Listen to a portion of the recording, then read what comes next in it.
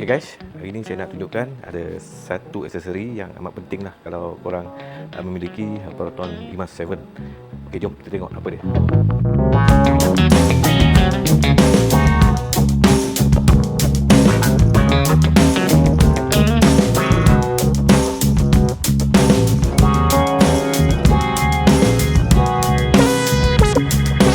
Material dia macam plastik lembut, macam getah lembut. Dia tak mudah patah, dia tak keras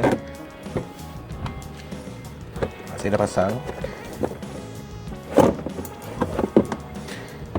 Kita boleh letak dekat tepi pintu ni kan. Okey, kenapa kita perlu ada benda ni?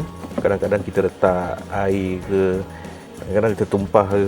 So benda ni penting untuk elakkan benda tu kena pada direct pada pintu ni lah. Okey, jadi kita boleh keluarkan dan kita boleh buang saja air tu dan kelaplah lepas tu. Okey, ni untuk yang depan belah sana pun sama juga. Bentuk dia just letak je.